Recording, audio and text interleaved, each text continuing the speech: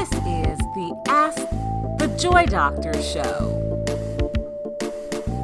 Please subscribe. Now your host, Dr. Richards. Welcome to the Ask the Joy Doctor show. This is your host, Dr. Michelle Richards. Today, we're going to talk about motivation.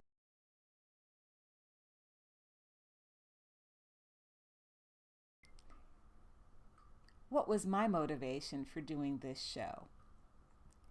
This show is a long time in the making.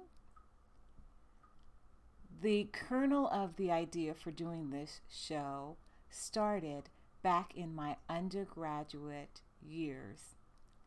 You see, I was in a dorm room all by myself, and the dorm room was right next to the Bellevue Hospital in New York and the emergency room, and I would hear the sirens wailing through the night.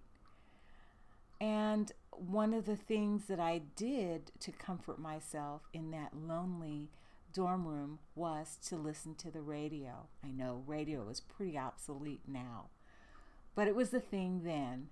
And Judith Karansky, a psychologist there, I think in New York, had a radio show. It was a call-in radio show, and she would listen to the concerns of her callers. She would give information about a particular topic, and then she would respond to their concerns. And I found it very comforting listening to her. And so I always wished back then that I could do that. And step by step, I worked my way up to getting my license and my PhD.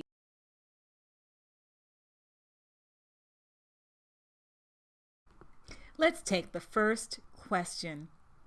The first question is, how can I become more motivated? In order to answer that question, you have to understand a little bit about how we get motivated. Let me start with this story.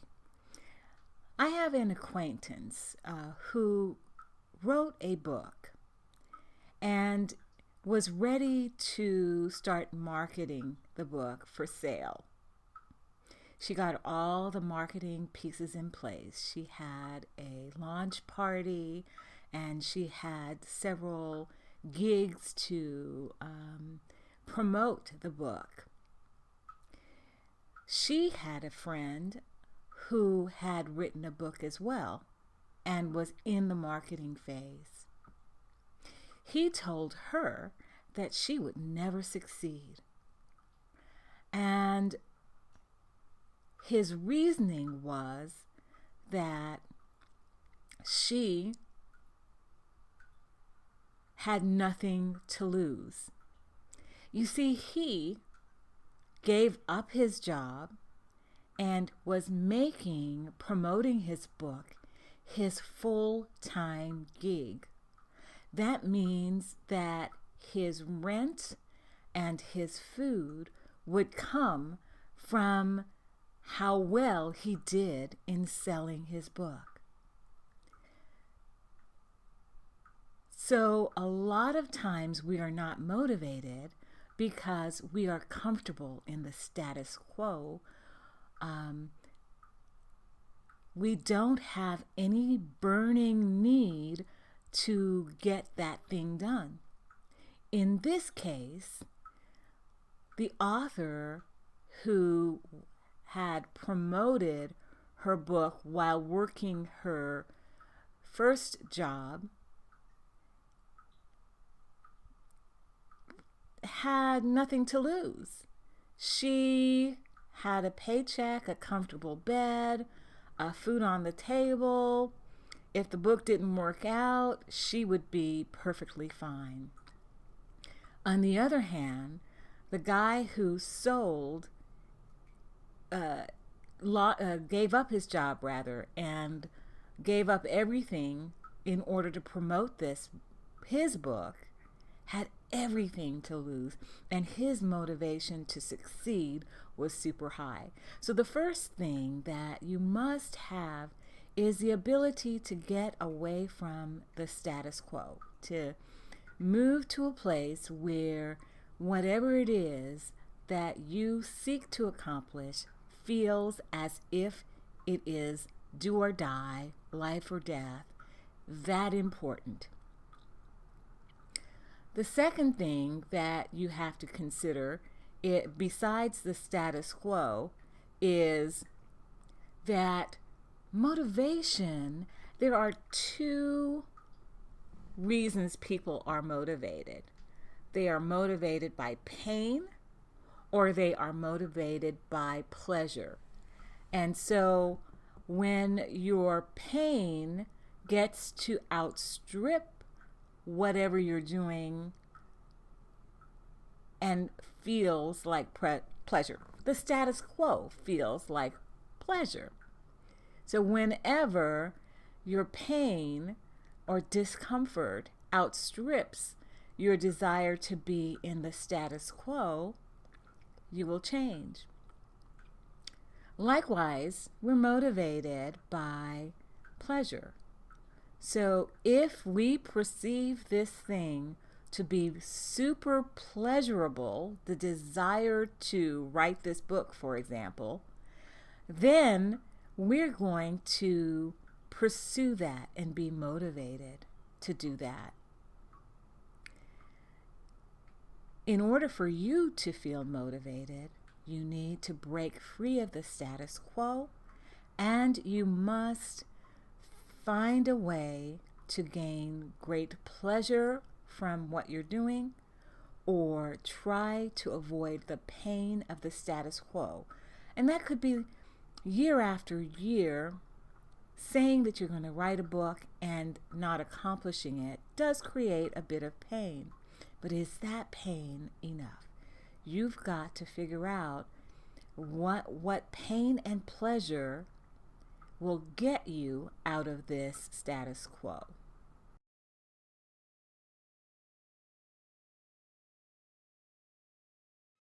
What steps can I take to be more motivated? First, you can examine your own life and notice where you are living based on the status quo, where it's become comfortable and easy.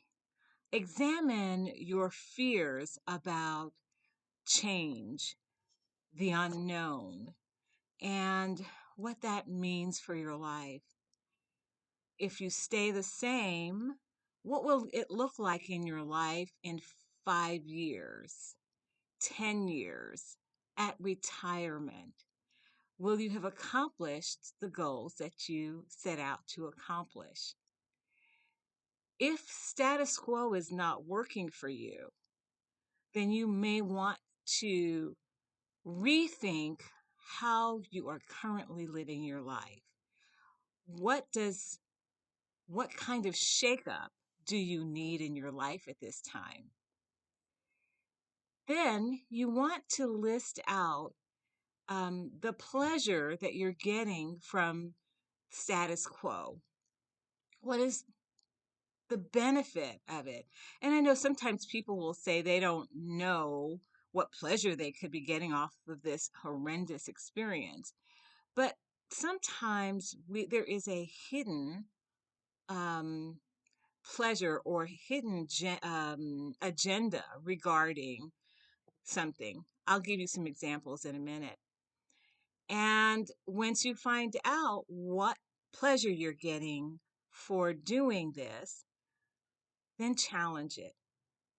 Then look at the level of pain you are experiencing about something and see if you can increase that level of pain so that it's significant enough that you want to change.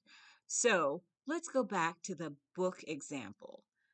This author was ready to publish and sell books, but her counterpart thought she was not going to do very well at selling her books because she was still holding on to her job, while he had let go of job and everything else so that he could have his focus on selling, and his life depended on it. So let's talk about the status quo. The status quo was having 3 square meals and being able to be in the comfort of your warm or cool house, depending on what the temperature is outside, I guess. That's the status quo. That you might not break above the status quo because there is not enough motivation. So, what is the pain of doing that? If your desire is to be an author and you're unable to fulfill that goal, then that may be a little bit of pain. But the way that you ante up the pain is exactly what that gentleman did. He made the stakes higher. I'm not saying you've got to give up your job necessarily, but how could you make that stakes higher? Could you um, automatically deposit half of your income into retirement where you cannot touch it, thereby having to make up the other half of your income through your book sales? That might be a way to ramp up the stakes. How do we, when you're looking at the pleasure, how can we make that situation less comfortable? Get a roommate who you will have it a lot of pain, and in order to um, regain pleasure, you've got to sell a certain number of books so that you don't need a roommate. Um, so take a look at your status quo, take a look at your pain point, and if it's too low for you to be motivated, and then take a look at your pleasure. Is it too comfortable and too easy? And make life a little bit different. Recently, an actor that I follow decided to leave his steady gig, his steady acting job. And acting jobs are few and far between, not easy to get. But he wanted to shake himself up. He is interested in comedic work and he was doing dramatic work. He wanted to go back to school and learn more about acting and be coached. He wanted to pursue higher jobs that had bigger status, like movies. And so he made himself infinitely uncomfortable. And he indicated that he not only was going to make himself uncomfortable in the work setting, he was shaking up his personal life too. So maybe some habits that he had that he thought he wanted to get rid of, that he couldn't do so by just being so comfortable in a stable acting job. Well, I hope this helps in terms of motivation. Thank you for tuning in to the first episode of Ask Dr. Richards. Hope you will come back next time as we explore more topics. If you have questions that you would like to answer, place them in the comments section.